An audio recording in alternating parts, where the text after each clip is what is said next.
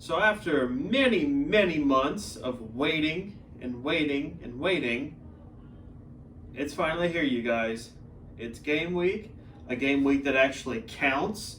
We're not in that preseason mode anymore. It's September, and this coming Sunday, the Jacksonville Jaguars will be traveling to Houston to take on the Houston Texans. Now, I know every Jaguar fan YouTuber out there is going to give you some fancy, in-depth, this is the Texans' strengths and weaknesses, and this is the Jaguars' strengths and weaknesses. I'm not that kind of YouTuber. I'm not going to try to be politically correct and be, super smart and analytic. I'm just going to tell you like it is. We have Trevor Lawrence, and they don't. Okay? It's really that simple at the end of the day. Also, they have a bottom 5 roster in the NFL. We probably have like a bottom 10, which is better, obviously. All kidding aside, you guys, the Jaguars are going to win Sunday. I am going to go a little bit more in depth than just stating the obvious. The Jaguars are going to win Sunday. I don't think the Jaguars are going to be this wonderful playoff team. Believe me, there is nothing I would love more than a repeat of the 2017 season. However, my heart wants that, but my mind tells me a little bit differently. I think that's much more suitable for next season, for us to see something like that. But this year, I think the Jags will be happy if we win 7 games, 8 games. I think we would be very, very happy with that. And I'm not going to ever try to guarantee or lock a game, except for this one. The Jaguars will win Sunday. For 2 years in a row, we will start 1-0. Only this time, hopefully we don't drop 15 straight after that. But I digress. The Jaguars will win Sunday, and they will win Sunday because we have the better roster. Both sides of the ball, the Jaguars are better. The only thing that I will give the Texans over us is the Texans actually have built a solid running back room over this past offseason. But the reason for that is Deshaun Watson will never take another snap for them ever again. As Tyrod Taylor was named their starter. Just, I believe, was yesterday the Texans named him their starter. So, Jaguars don't win this game, guys. We have serious issues. But we don't have to worry about that because Jersey Jaguar is guaranteeing right now the Jaguars will win. I think we win handily as well. Let's dive a little bit more in depth into this game. Urban Meyer had a press conference today in which he stated some very encouraging things. Also, he stated one not so encouraging thing, but I'll get into that in just a few seconds here. Pretty much the entire roster for the Jaguars is fully ready to go outside of Trey Herndon, which kind of makes the Sidney Jones trade look a little bad right now, if you ask me, because you need corner depth.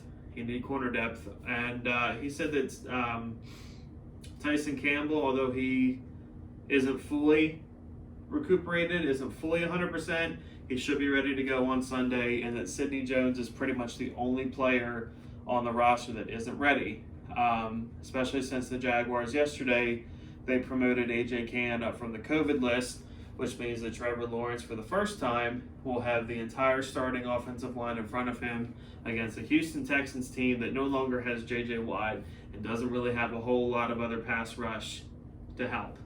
So it should be a good day for the Jags O-line on the pass protection as well as the running game as well. James Robinson, I fully expect him to have a very nice game on Sunday. I would not expect Trevor to throw the ball 30-35 times. I think Trevor will probably throw the ball around 25 times.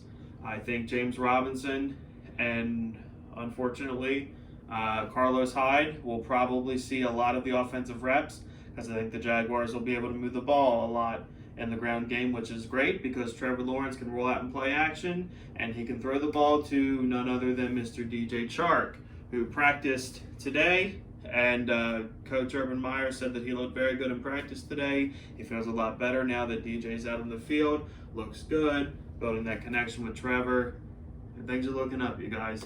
The Jaguars are fully healthy outside of Travis Etienne, obviously.